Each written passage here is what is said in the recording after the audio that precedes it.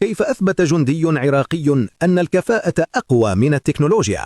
هل يمكن لقطعة حديد محمولة على الكتف أن تكسر هيبة مليارات الدولارات المحلقة في السماء؟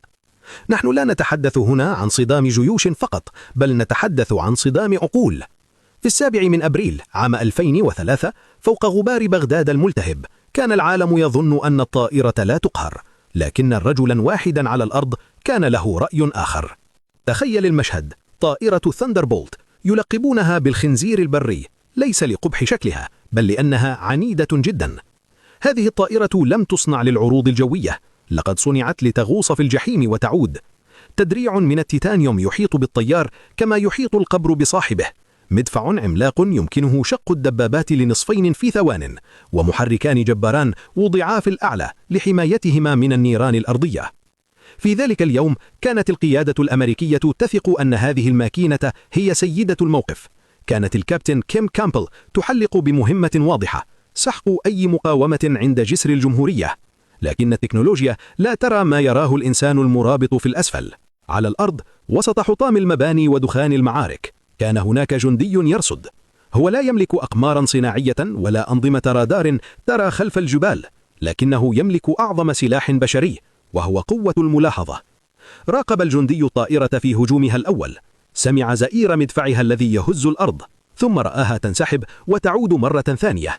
هنا كمن السر: الطيار الأمريكي بكل ثقته في دروع طائرته ارتكب الخطأ القاتل: التكرار. دخلت الطائرة من نفس الزاوية وبنفس الارتفاع وبنفس السرعة. في عقل الجندي على الأرض لم تعد هذه طائرة متطورة، بل أصبحت هدفا متوقعا. تحسس صاروخه المحمول على الكتف، صاروخ بسيط يعمل بالتتبع الحراري، انتظر حتى رأى مؤخرة الوحش الجوي. ضغطة زر واحدة، انطلق الصاروخ يشق السماء. لم تنفع هنا أنظمة التحذير، فالمسافة كانت قريبة جدا. في لحظة اصطدم الصاروخ بذيل الطائرة. فجأة تحولت لوحة التحكم أمام كيم كامبل إلى شجرة كريسمس من الأضواء الحمراء. تحطم النظام الهيدروليكي، تعطلت الأسلاك، فقدت السيطرة على الأجنحة. الآن التكنولوجيا خذلت الإنسان. الطائرة تهوي نحو شوارع بغداد، والجنود في الأسفل ينتظرون سقوط الصيد الثمين. في هذه اللحظة لم يعد هناك فائدة للمليارات. الموقف الآن يتطلب شيئا واحدا: إرادة البقاء. رفضت كيم كامبل القفز بالمظلة. لجأت إلى نظام قديم جدا: نظام التحكم اليدوي الميكانيكي.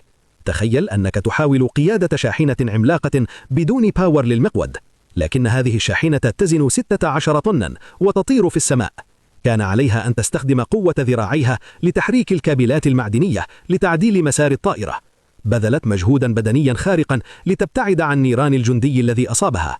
نعم، لقد نجت بالطائرة وعادت بها إلى القاعدة، لكن المنتصر الحقيقي في ذلك اليوم كان هو التوقيت الصحيح والكفاءة البشرية التي تفوقت على غرور الآلة. في النهاية عادت الطائرة محمولة على الأكتاف كجثة هامدة، ولم تطر بعدها أبدا. لقد كانت رسالة مكتودة بالنار والدخان: لا يهم كم هو ثمن سلاحك، ولا يهم كم هي مدى حداثته. المعركة تحسم بمن يقرأ الميدان، بمن يملك الثبات الانفعالي، وبمن يدرك أن الآلة مهما تطورت تبقى مجرد أداة في يد من يحسن استخدامها. تذكروا دائما: في صراع الكفاءة ضد التكنولوجيا، العقل هو من يطلق الرصاصة الأخيرة.